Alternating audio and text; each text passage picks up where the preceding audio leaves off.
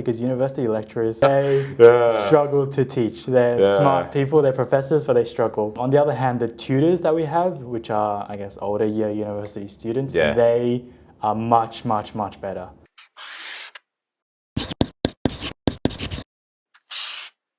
Welcome back, everyone, to the After Class podcast by ProEd. Today we are joined by guest Michael Wang. Michael was a student for a while, graduated 2021. You ended up studying actuarial science and UNSW? And computer science. Computer science, cool. And then, Michael actually also worked at a math tutor at ProEd for a bit as well. Today, the reason why we invited Michael back today, everyone, is I feel like Michael going to a non-selective, non-private school, he has some experiences and some advice that I think a lot of students can benefit from. The environment plays a big aspect, a big part of who the students or how the student can become, their potentials and whatnot.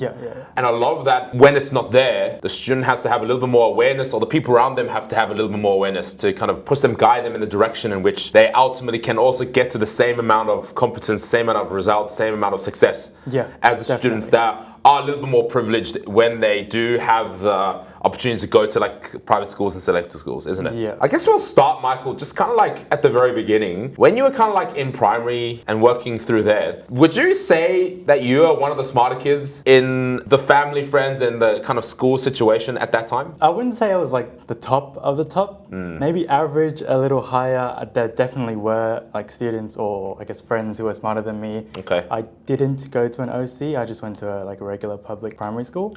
Did you end up trying to go to OC, or did your parents want you to do that, and also like selective exams in primary school? So no, we didn't try for OC, but we did try for selective. I think my parents did see some value in joining, like as you mentioned, like a selective or private school. In terms of selective though, so I guess we'll talk about like what happened and how I still ended up going to a public school. I tried for selective. I ended up getting a little above 200. So like that mark is good enough to get you into a lot of selective schools, right? Like I'm sure Sydney Tech, that's enough. I think I was a little bit away from the school I wanted to get to, which was Fort Street or Sydney Boys.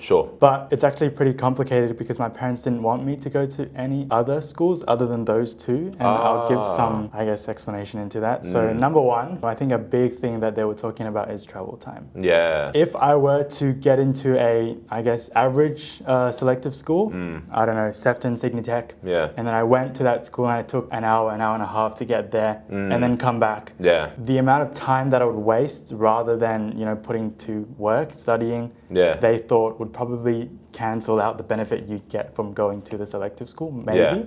Another thing, well, actually, I think that off the top of my head, I think that's the main one they were considering. Especially in my year when I did the selective, Homebush was better than, or it seemed like it was better than it is now. So it was ranked like 150 or above. So they were like, okay, to balance it out, like, maybe just let's go Homebush. Lock in, focus, we can still achieve the same results. Okay, so let's say you didn't end up choosing to go to selective that was obviously more geographically far from where you were living. Did you then try again later on in high school again, or were you just kind of like, oh, I'm just going to stay? I did actually, and maybe we saw some value in being in that environment, I guess. Maybe we sort of developed on that end. I applied for a couple, but I didn't make it though. I don't really remember the result or what happened. It was just like a great. I guess what ended up happening then was you stayed at Homebush Boys from year 7 to year 12, right? Walk me through a day in the life of a kid that's trying to find his way from year 7 to year 12. Can you describe what it's like to kind of be in a situation like that? Some of the things that you thought was actually quite good, and some of the things that you can kind of already tell, because obviously you would have had friends at tutoring, like at ProEd, for example, that didn't go to your school, that went to selective school, that might have found a different experience, right? The difference is obviously really big. I think a lot of issues have like a positive side and a negative side, and I 100%, mentioned this in terms of something like the competition, right? The competitive environment. For example, in Homebush Boys, I'm sure we are far from as competitive as a cohort in a selective school, right? Everyone is kind of there for each other. Yeah. And that supportiveness, I felt like it was really nice. It was good to have like a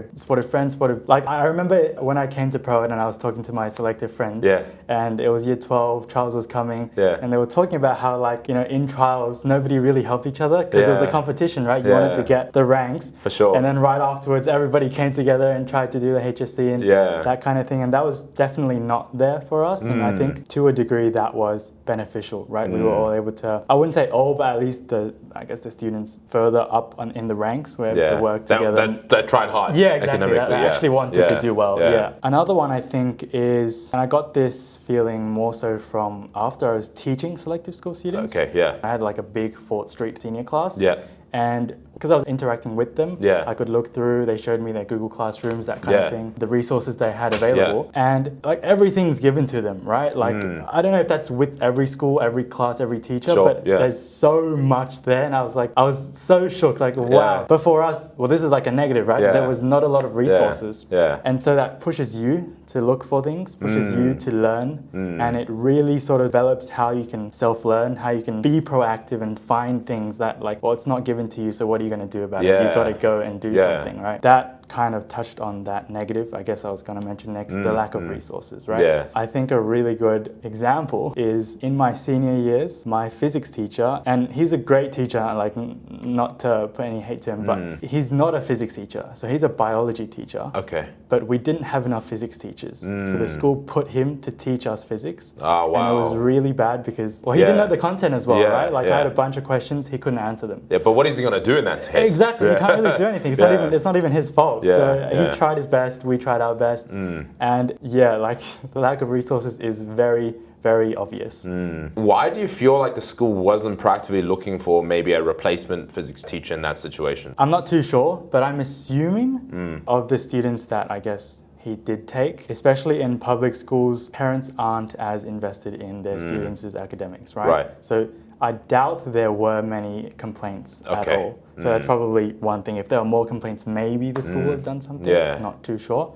Number two, this is speculation. Yeah, of course. But in terms of, I guess, maybe school management and like funding, funding was low, but I guess it's a public school, everyone gets the same funding. Maybe management, how they spent the money. For example, I don't know, like maybe they thought it was a good idea. In some time while I was at Homebush Boys, they built some table tennis tables. Okay. And there was like 3 or 4 of them. It wasn't like the normal like competitive table tennis tables. It was like those metal ones, at the park, outdoor metal table tennis tables. And they costed like 10,000, 20,000 each. Wow. And there were like 4 or 5 of them. And we're like, where did the school get the money? Why are they spending it on this? When there's so many other issues? Maybe a combination of these. For sure. Yeah, that's true. When do you feel like, during kind of like your study journey, right, that it kind of switched in? Where do you feel like there was that kind of transition between you know what I mean, just relaxing, having fun at school to, oh, I need to kind of lock in and I need to kind of like start preparing for my HCs, learning things and becoming smarter? Or do you feel like you're a little bit more lucky that your parents were kind of invested from the very beginning and they gave you that extra pressure and they had the insight to kind of be like, yo, Michael, you need to go to tutoring? I think I was definitely lucky. My parents, I would say from pretty early, started pushing me to at least, not necessarily like do a load of work, but like consistently like have a plan, have a study program, or, like be conscious of your academics. Of course, I was young as well. I didn't want to, but that pressure, my parents have that. I guess all parents have that kind of authority to tell their children what to do. Although that was the case, it's still, I guess, much more toned down as opposed to when I went year 10 to year 11. Okay. That junior to senior transition was pretty big. And I felt that it was more so on my end when I, for example, started learning extension maths, extension English. That jump in difficulty was really big. And I don't know if this is, I feel like it's maybe more so a public school thing, but everything we've learned was really simple. Like even teaching here at Pro Ed, the things we teach for year 8, 9, 10 are so much harder than what I learned when I was in year 8, 9 and 10. So that jump in difficulty from super easy, super chill, just school to, you know, actual proper HSC preparation material, that got me like scared. I was like, oh my God, it's getting serious, right? So there was a mindset shift for me in that transition. Sure. I think you're right in the sense that a lot of it is based on kind of the school that you go to. I used to say that it's because selective schools have to test harder because they have to make the students more kind of disciplined. They make the students humble as well. Because if you test them things that are too easy, but you have a group of the smartest kids in that cohort, and they just all get 100%, they're going to be distracted. They're not going to be challenged. You know what I mean? Yeah, that makes sense. They might be frustrated. The parents might be frustrated. So they have to actually teach it at a much higher level so that those kids are still kind of challenged and they're going to continue to learn more. But at the same time, that is beneficial in the sense that, and I've been preaching this a lot recently, each person, you don't really know how much time you need to perfect a topic, to perfect the subject. For some students, it might take 2 years. And some students might take 2 weeks. So what I feel like a lot of students they do is they let the assessment notification dictate when they should start studying. Do you get what I'm saying? I know And the problem with that is, how do you know that 2 weeks is enough to get good at the subject? You don't, right? You really don't. Exactly. So I think like with the selective school teachers, they have more insight, more foresight to know that, hey, it actually takes a while. Even if you're smart, it takes a long time to really get good at this. So by starting early, it gives you more runway to perfect it. My next part of the question was, when you kind of came to your own, what was that moment when you realized, hey, I think I need that help? All through my whole life, actually, until year 11, I didn't go to tutoring. So I tried once. In like, I forgot, year 5, year 6, it was like selective tutoring. I went for like 2 weeks and then my parents like, no, we're not having this. We're in that sort of like Asian circle, everybody goes to tutoring. For sure, right? So from what we've been hearing from all my friends, my schoolmates from primary, whatever, tutoring seemed to them like this thing where they don't teach you how to learn, they don't teach you how to think, they don't teach you like those higher critical thinking. So it felt to them like I would be if I continued getting boxed in, right? Like I wasn't opening up my mind, I was rather closing up my mind. And they didn't really want me to be in that kind of environment. And I was fortunate enough because my dad, he did like well academically when he was in high school back in China. And he had like a lot of knowledge and wisdom in terms of he could teach me the content up until almost year 11. And so he, I guess, technically took the position of a private tutor. Exactly. So he was technically my private tutor. For other students, I guess, without this privilege, I would definitely say like tutoring is more than that. If you can find, for example, ProEd, right? If you can find the right tutor or the right tutoring center, there are definitely, the negative stuff I mentioned earlier definitely doesn't happen as much, right? Well, you can compensate for that, right? By not having it at school, you can get it at ProEd. But you also have to be cautious to go to a tutoring center where it's not like you said, it's like a rinse, repeat, ask you to memorize, regurgitate situation. Given that I didn't do tutoring, how I generally did study to year 12, honestly, was textbooks. So I did a lot of other textbooks outside of the school textbooks that we were given. Myself and my dad would go to, for example, Dimmicks or online bookstores, and we'd find just all these math, science textbooks. We'd bring them home and he'd teach me through those textbooks. For sure. And so on that note of textbooks, when I progressed from year 10 to year 11 and I started working on these textbooks, you sort of, I guess, go ahead in a sense. I remember the first topic, polynomials. It was like polynomial roots or something. And I was just so confused. Like I had no idea what was going on. Especially when we got to like the quartic and above those roots, my brain was exploding. And I was like, oh my God, what is happening? I tried to like keep going like this, and it did work out. Like as time goes by, I understood things and I got better. But by the time we got to year 12, like my math rank actually was not as high as it had been in my junior years. But I remember clearly then I was like, okay, I need support from, especially since I'm taking that next step into 4 unit. I don't think I can do this myself. So that's when I came and found you. Do you reckon at that time, a lot of the people that did have higher ranks than you at that particular moment, were you kind of like shocked and surprised that they were able to do that? Or were you more like disappointed in yourself that you didn't do as well? I think I felt like that was something on me. Well, not necessarily like on my ability, but more so like on my, maybe you can call it method of studying, maybe you can call it approach to studying. But these people are all tutoring, right? And I'm like, maybe that is something that would really help me, and that's what pushed me to find more. Yeah. I think that's really important for the audience to know that you didn't find tutoring because you were put in that position that you had to do, or your parents held you at gunpoint or something, right? Yeah. It's more so like you realize that the effectiveness and the speed in which you can take on the information, to learn the information, to get good at the content was not at the rate that some of your friends were improving, isn't it? Yeah. And that's where you kind of like, there was something there that they're experiencing that's allowing them to kind of leap and bounds improve at a much faster rate than what you can handle by yourself. Yeah. And to be fair, that's just a testament of the teachers and their commitment and their knowledge and their wisdom in terms of the time that they've already spent honing in and analyzing and understanding the subject. Yeah. Not just for themselves when they were a student, but also for the students that they can also help. Yeah, and I think definitely. that's what's something that you can talk about as well, because I'm pretty sure a lot of the students that you taught were different personalities and characters to you, right? Very. Different stages in their studying journey. So when you can remember when you first started tutoring as well. Do you agree with that? Yeah. I definitely agree. But okay, so after you came to Pro-Ed, what was like the most obvious kind of shift? I think it was, okay, so when I was like studying myself with textbooks and with my dad, a big part of how like that works, I guess, is you read the theory in the textbooks, you do some examples, familiarize yourself with the content, and then there's like a bunch of exercise questions, right? The issue with that is like there's no one, well, other than my dad, there's no one there to either answer your questions or fix issues that you have. And especially in year 11, that's when my dad couldn't keep up as well, right? So when I was trying to, figure them out myself, it would take, I don't know, hours, it would span multiple days. And finally I'm like, oh, I now understand it. When in Pro-Ed, I could just go to workshop the next day, ask the tutor, instant solve.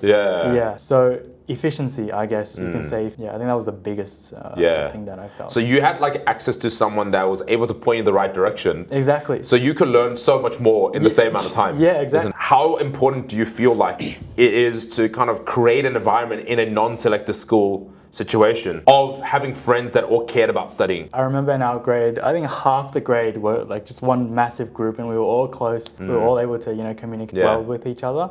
But on the point of like having some, I guess, academically better performing close friends, I think is really important, maybe more so than if you're in a selective school, because there's a lack of resources, right? You need to find other things, and sure, you can go textbooks, tutoring, but I guess the more the better, right? And especially like there's this extra 6 hours of your day that you can spend with these people and improve at a faster rate than if you hadn't, Maybe a good example of this I should mention is year 12 English. There were 4 of us. I'll say the names: Joseph, Murden, and Sequin.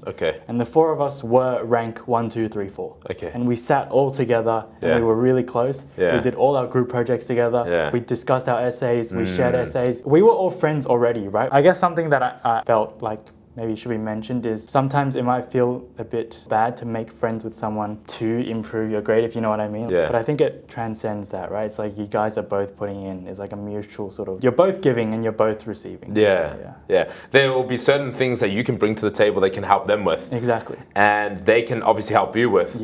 And therefore you guys both get better, right? Although your ranks might still be 1, 2, 3, 4, but now you're at 1, 2, 3, 4 at a much higher echelon than before. Exactly. Do you feel like there were any kids in your school that did struggle, that you felt like, a lot of their potential might not have realized? Definitely. So I wouldn't say all, but quite a few of my friends, I think, I could tell like they're smart, but then they don't study, or they don't want to study. I don't know what it is. I've never really gone that in depth with that many of them. And I don't know if it's, maybe the groups they hang out with or what's going on, but there's definitely that lack of motivation, which could have maybe been changed if maybe they were closer with some other people.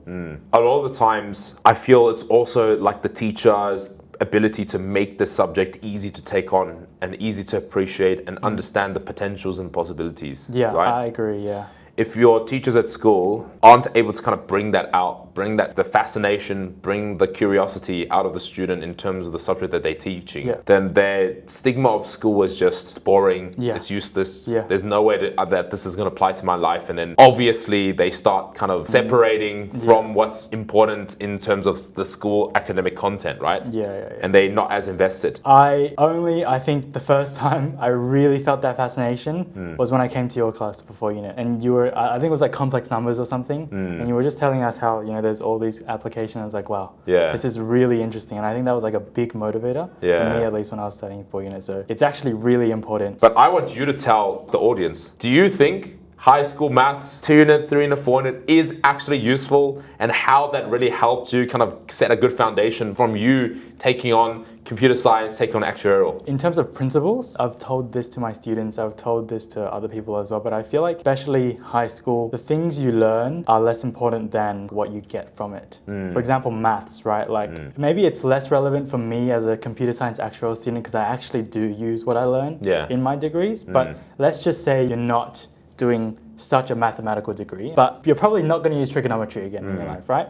But despite that fact, you learning trigonometry or any other topic, I would say, you're developing your logic, you're developing your problem solving, your critical thinking. Yes. And it's actually really, really, really apparent, especially when you get into university, just how much that's useful. Yeah. You can look around at the people around you and like, wow, like you can see a big difference in, I would say, selective school students who are given those resources and maybe other students who might lack that. Can you give us an example of where you saw that? I think it's more so like I'm studying maybe this course and I'm really struggling. It's pretty hard. And I get through it. And there's this topic, right? And I'm like, I don't really get it. And then a friend of mine comes around and he gives me like a really clear and concise understanding or explanation. And sure, maybe there's a degree of, he's smarter. But even if you have this, I guess, genetic gift of being slightly smarter, you need to develop that logic and that critical thinking, right? And the way maybe like he puts or he lays out that content is just so clear and understandable. And it's a really strong contrast as well because university lecturers, they struggle to teach. They're smart people, they're professors, but they struggle. On the other hand, the tutors that we have, which are, I guess, older year university students, they are much, much, much better. They're more relatable. They can relate to your struggles. And they're much more down to earth. Like they really break down and they explain every single part of the topic. Oh yeah, how it relates. I guess now we can talk about more actuarial and computer science. It's everywhere. Maths is everywhere in my degree. And it's literally every single course we do maths. It's maths, maths, maths. There's some degree of like commerce, finance, but most of it is maths, right? Or I guess computer science is programming as well. But like when you start university, you do a couple of university maths, I guess, starters to get you into higher maths, and that will sort of go beyond and help you with the rest of your degree. Half of it was 4 unit. Like the first course was like so much 4 unit. I was like, wow, like there's a huge overlap. But even so, I think mathematics as a topic in general, it's really sequential, right? What you learn in year 7, you need that to learn what you need to know for year 8, year 9, year 10. So you didn't sort of build that really strong foundation. You're going to struggle in university. And I struggled myself quite a bit because I would probably say public school reasons. Maybe even, you know, didn't get tutoring enough early on. For sure. And didn't really develop strong enough, whether it's logic or critical thinking and those kind of aspects of my brain. But I definitely struggled more than I would say some of my peers. But for a while, I could really feel that my slightly weaker foundations played a part in my struggle in university. I think that's really important. Like a lot of students, when they learn math, they learn it for getting the answer. They learn it for memorizing the steps or something. That was me at one point, I remember. But the problem with that is then when it comes time to use and unlock that part, that understanding in the question, you can't identify it because you didn't really understand the concept from the ground up. You just remembered it for being there, but you didn't understand it to a point where you can apply it in certain places in which that's what have held you back. Not because you're not as smart, not because you're not as hardworking, but you didn't realize that something you learned 5 years, 10 years ago would still play a aspect in you understanding this to the level of clarity that you needed to. Definitely, definitely. It's like understanding these early topics unlocks future topics at a level that you might not be able to get. And again, the only way to get really good at that is to start early and give yourself a lot of time. It really is, Isn't it? So that's why we always tell our students, look, don't think that your HC is 2-3 years away. Don't think your assessment block is in 5 weeks, 6 weeks. You don't have the luxury of time already. Like even if you start today, it might still be a little bit challenging, but it's manageable. But if you start 2 weeks before the exam, you're burning out. And imagine doing that 4 terms in a row. Oh, the stress levels are just, because it's just not enough time. But I frequently say to my students, look, don't think that you're just doing this stuff, learning this stuff for this moment, for this topic. This stuff is going to relate later on. The stuff that you learned in year 11, for example, transformations, that's in 3D vectors. Do you get what I'm saying? Definitely, but when you learn it there, you need someone to tell you, hey, this knowledge is not just a once-off, do the exam, you can forget it situation. In a couple of terms' time, there's going to be a topic that's going to build on that. And if you're not paying attention, not learning it properly and thoroughly, that it's going to come and bite you back later on. You're going to really struggle. So I guess I can get you to talk a little bit about now being a teacher as well. Sure. What you feel like a general consensus of where students struggle with, that you have to kind of like really let them have awareness in this certain things, that maybe students that don't go to tutoring, they don't have access to a teacher like yourself, like myself, that can point these things out to them. Probably start with something that you already mentioned, starting early. When I was in high school, my dad would really push me to start early and get ahead. And that would mean like getting started in the holidays, right? Do some work, right? Even if it's a little bit, it doesn't have to be that much.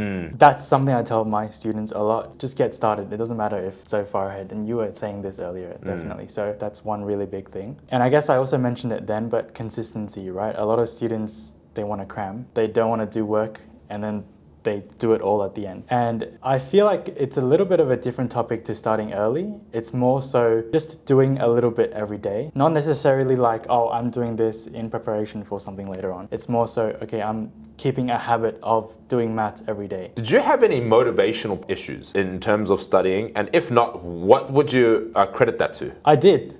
And I feel like that followed me into university as well. And I feel like I don't know if I really fully solved that yet, but I feel like I'm getting more control over that now. Yeah. In the past, I definitely had motivational issues. I remember one time I was just talking with my parents and I was like, why do I need to do this, right? Like, what is this for? So I think what I've learned now is if you can keep in mind like a purpose or like a goal, like a long-term goal, that keeps you much more on track. And it has to be something that you're really, really passionate about, right? Like I really want to do this. How am I going to get to it? Yeah, for sure. Can you tell me a little bit about what it's like to be a teacher, I guess? It's really fulfilling. I enjoyed it a lot. Like I really like being a tutor here at ProEd. I would say like the highlight was seeing my students grow and feeling like I was a part of that. I was helping them with content. I was talking to them about, goals. Were there any kind of like frustrations in the classrooms, you being a teacher, but also at the same as things that you were kind of surprised with? In my first 2 years of teaching, I taught mainly senior classes. In the senior classes, the vibe and the environment was really good, right? We were able to sort of create this really good study environment. Yeah. But outside of the classroom, they didn't want to do work. As much as, in class it was fun, we would make quite a bit of progress. Outside of the classroom, I'm not saying all the students, there were some more motivated kids, but a lot of them didn't want to do extra work. I'd push them every week. Where's the homework? What's going on? And they're like, oh, I'll do it next week. As they usually say. Exactly, and nothing comes. So like I'll have talks with them, right? Like what's going on? Is there anything we need to work on? Is there anything we can do? But sometimes things just don't change and I don't really know what to do. Yeah, even myself, Michael, I've been teaching for so long. I still do have a lot of students in which in the class they bring a lot of motivation, but they don't reciprocate that with the actions outside of classrooms. Because when you're in front of them, they feel like, oh, this person put so much hope and so much of their time. They had so much trust in us. They see so much potential in us. But then outside of classroom, because you're not there to kind of look at them while they're doing the stuff every day, that they do kind of waver. And unfortunately, the time that you have with them is a lot less than the time that they aren't at ProEd, isn't it? Definitely, So this is why, Michael, we've decided to create as big of a community here as possible, because I feel like if the kid that goes to school in which their school, the friends around them, they aren't studying, and they're not working hard, it like gives them a reason so that, oh, well, I'm doing tutoring, so I'm already better than them. They let their environment then dictate how hard they should work. This is why I feel like, Michael, we built this community so that we have the workshops, we have study areas, we have all these facilities, so that when the students lose motivation, they come in and they see everyone else working hard and everyone else so passionate about getting questions right and improving themselves, that they're like, I want that level of success too. I want that level of passion as well. So therefore, even these days, if you were here all the time like myself, you would see how a lot of students just come, they don't even have class. They just want to be here, to be in an environment which people around and surrounding them are working hard and they're all passionate and they're all happy. Do you know what I'm saying? That was me in high school. I don't know if you remember, but I came to Pro Ed almost every day. Yeah. It felt like a second home. It was really good, especially because it was so motivating. Everyone around me was working. Yeah, it was really comfortable as well. Exactly. And it's great to have friends that are kind of like-minded like that as well. Yeah, I really enjoyed our conversation today, Michael, because just to summarize for the audience, I think it's very important that if you're put in an environment which you are disadvantaged compared to other environments, that it is up to the students to kind of be a little bit more proactive. Definitely, yeah. Surrounding themselves with the high achievers. Don't be afraid to share your ideas, to share your knowledge, because through sharing, the other people will also want to help you as well. Sometimes also, it's not all doom and gloom. There might be a stronger bond, a stronger camaraderie in the sense of we can't rely on the teachers, we can't rely on our parents, we can't rely on the external stuff, so we kind of have to rely on each other. That was definitely, I think, some degree. A very good kind of positive. But at the same time, the importance of starting early, building the right habits, and also not thinking that going to tutoring is actually wasting time or wasting money. With the right tutoring and the right mindset and the right guidance and the right mentors, right? Yeah. They will save you an insurmountable amount of time. Really does, yeah. Yeah. Well, thanks for coming today, Michael, and chatting to everyone. For having me, I David. hope everyone kind of learned a lot from your experience. I really hope so too. And we'll invite you back maybe later on once you've kind of dabbled more into the finance and the insurance and the computer science and the AI generation stuff, right? Yeah. And we'll give some insight, some foresight into kind of career paths that students potentially could be fascinated or interested about. Thanks for coming. Thank you for having me.